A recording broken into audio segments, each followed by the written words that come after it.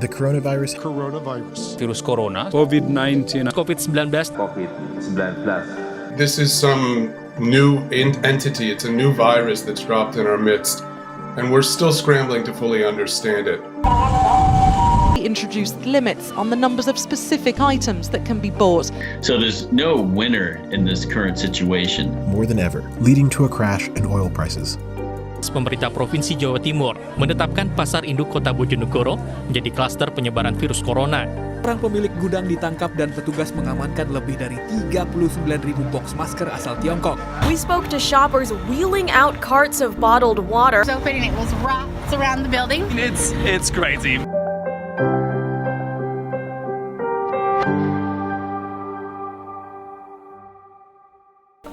Ngeri nggak?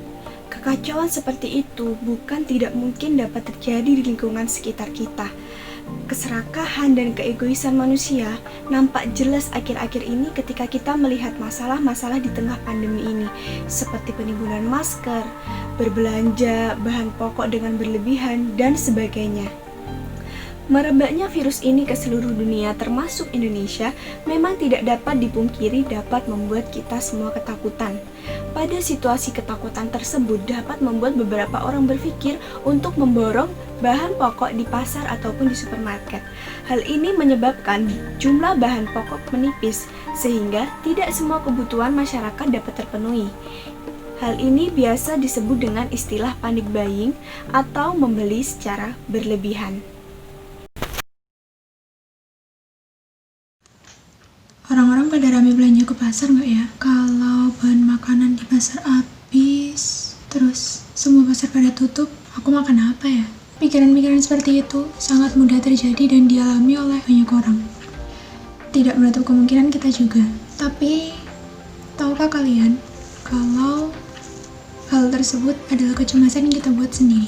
Well, merebaknya pandemi virus corona yang menjadi masalah global saat ini diikuti dengan berbagai macam informasi dan berita simpang siur yang justru membuat masyarakat semakin takut dan cemas. Belum lagi ditambah dengan berita yang sumbernya tidak valid, tidak signifikan, tapi masyarakat terlanjur menelannya mentah-mentah dan percaya begitu saja.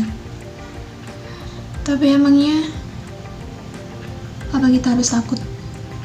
Bukannya harus takut, tapi harus waspada.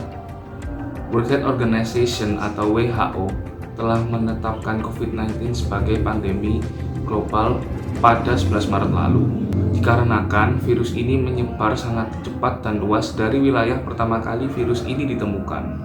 Tetapi bukan berarti virus ini tidak dapat dihentikan. Cara agar virus ini menyebar adalah dengan adanya kontak fisik dari orang ke orang lain.